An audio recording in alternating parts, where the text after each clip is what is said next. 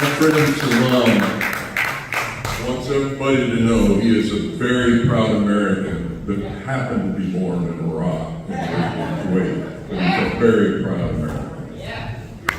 And, where's Elizabeth? There you go. Jazz Poet Lynn, my favorite cougar. She blushes every time I say that, so that's why I say it. We really had to discourage this behavior of hers, dancing on tabletops and stuff. We've just been trying to discourage that kind of thing. So, yeah, my name's Tom Miller, and yes, I have been accused of being a poet. I've been accused of being many things, none of which have ever been proven in a court of law. So, whatever, I really want to thank the Bluebird for inviting me. I've been very impressed with the venue, the talent, the pacing, but most of all the audience. So, glad to be here and glad to have you listen. Now, thank you. I've only got about 4 hours of material here. So it's always, when a poet's reading, it's, did he just finish? Should I applaud? No, he's turning a page.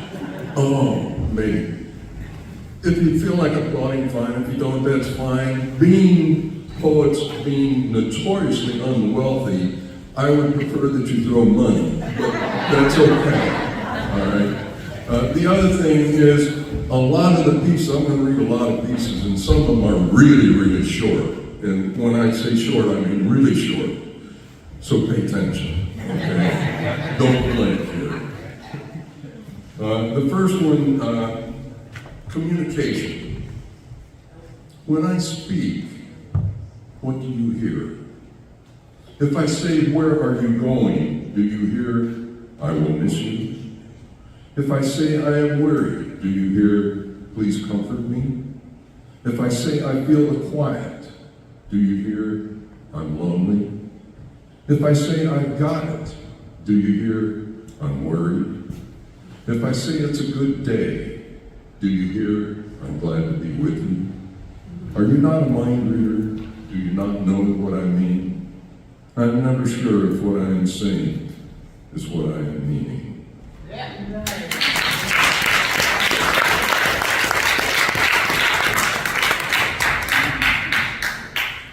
You are. You are no longer what you were. You are what you are, becoming what you will be.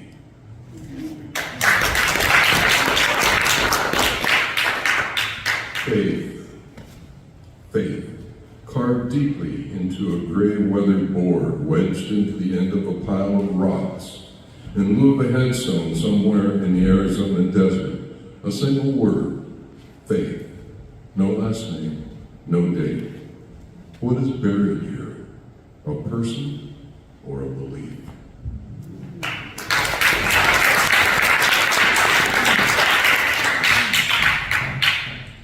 Libation, sweet, full-bodied, color deep and rich, tasting of herbs and fruits and spices, exotic aroma, bouquet, intoxicating, captivating, pleasing to the palate, the wine that is you.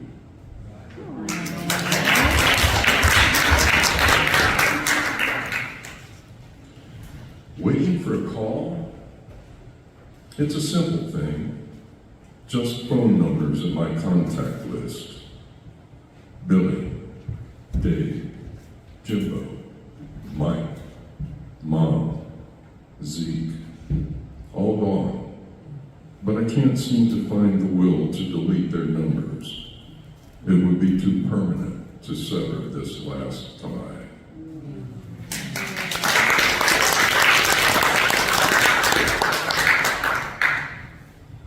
David. It was the end of April when we chatted, laughing and insulting each other as we always did. Fuck me, he chuckled. Oh wait, I am fucked, he exclaimed. Yes, I guess you are, I replied. The end of April it was. By mid-October he was gone. It had been inoperable from the time of discovery, this octopus-like growth that invaded his brain. Mid-October it was, and he was gone.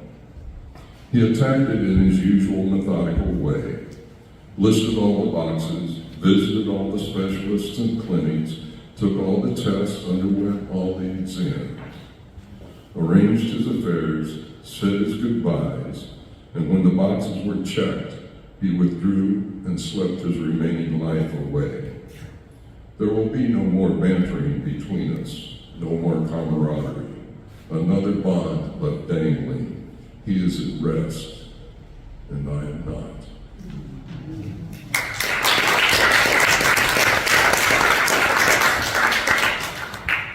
Jerry. Tom, I gotta tell you, my head hurt so bad. The glare of the sun blinded me, even through the sunglasses. I stumbled off the street gratefully into the coffee shop. I shuffled up to the counter, fumbled through my pocket for money, clutched my hot relief in both hands, found my way to a table near the wall. I was so glad I didn't have to stand. I gripped the mug with both hands and rested them on the table. I inhaled the aroma and leaned back in my chair and propped my head against the cool wall. I closed my eyes to rest them for a few moments' relief and woke up on the other side of hell once again. 7 of us went out into the stinking jungle. 4 of us came back. Another time, 9 of us went out and 4 came back. Hot, stinking jungle. Rot, bugs, sweat, frags, explosions. Flip the rock and roll and spray the trees in the jungle till the clip grows dry. Hit the ground and try to claw deep into it. Would this be the day I won't come back? Once we cleared the wires at daybreak after one of the many fierce night assaults. The 3rd one I pulled off was a kid named Han Lowe, the little bastard that cut my hair that morning. Jesus. Jet fuel. You know why we had jet fuel? They're on top of a mountain in the middle of the jungle to burn the latrines. Jet fuel to burn the latrines. Another stink in a stinking place. I hated replacements. I hated the scared look on their faces. I hated that they wanted reassurance that I could not give.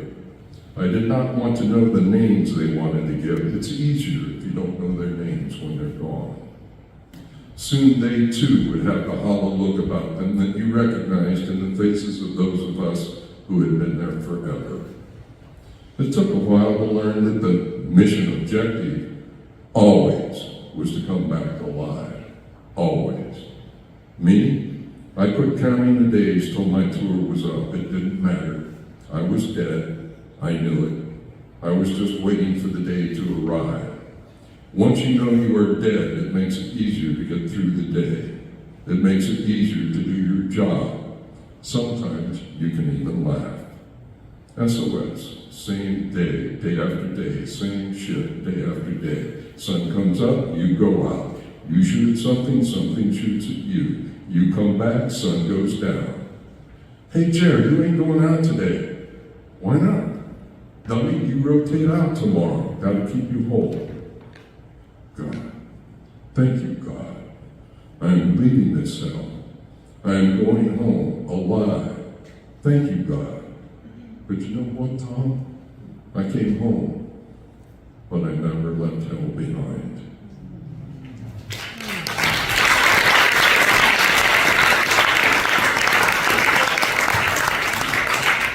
This particular piece I wrote after talking to a young man who had just come back from overseas, but pick a war that'll fit for any of them. The reason? He sat there quietly, a deep sadness in his eyes, seemingly older and more burdened than one his age should be. And they gave me a medal, he said softly. He shook his head and sighed, but I don't know why. All I remember is confusion and noise, explosions and gunfire, screams and grunts, body flying and blood, chaos. But I don't know why. They said lots of words: bravery, courage, above and beyond, honor and valor and more. But I don't know why. There were lots of people who wanted to kill us and lots of us who wanted to kill them. But I don't know why. Lots of us came home. Lots of us didn't. I did. But I don't know why. He slowly stood, started to walk away, and sighed again. I still don't know why.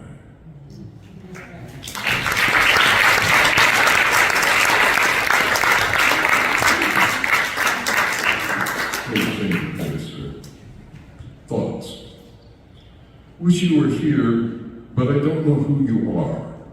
We have yet to meet. Perhaps we never will. Decades have passed, and I have gone from being the youngest to being the oldest. So many loved ones, admired ones, even despised ones have gone.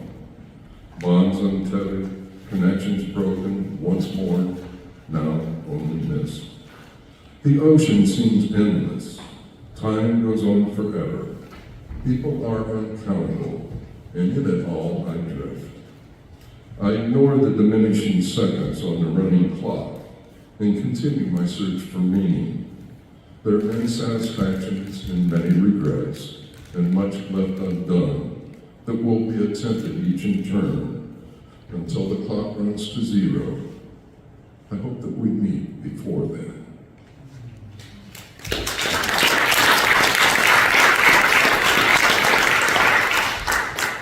About three more here. Come, take my hand. Come with me.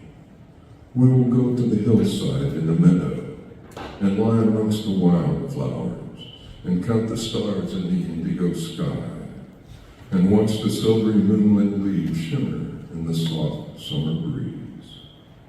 Lay your head upon my shoulder as I softly caress your hair and listen to you gently breathe. Say nothing. Let the night whisper to us. Be with me.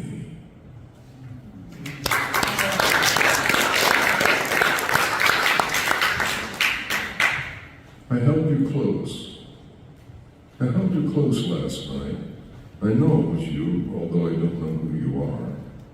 I felt the heat from our bodies mingle, pressed hard together, your arms about me, mine about you. I smelled the sweet scent of your hair and felt you breathe and was content. Then the dawn broke, and I was faced with another day without you, whoever you are.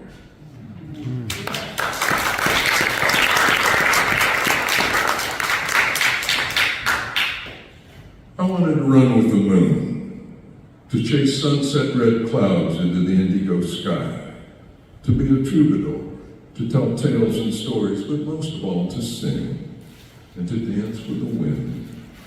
But I couldn't let go, just could not let go. Of what? I did not know. Why do you sing such sad songs, she asked. I did not have the words to explain, and soon she was gone. Not have children and a grandchild that filled me with teary-eyed joy. Though sometimes I still look to the moon and think of chasing sunset red clouds into the indigo sky and sing sad songs. Well, slowly, yes, slowly, the darkness comes so slowly, softly, yes, softly, the night is creeping in. Can't you see the shadows falling down the hill? Can't you hear the quiet wind saying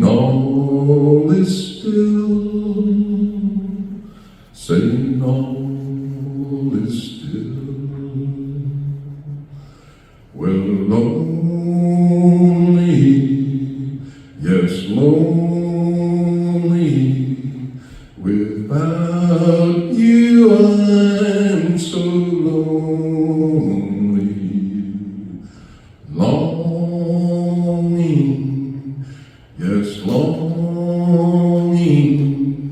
to hold you once again. How I miss the sweet sound of the baby's cry and the soothing soft sound of a lullaby.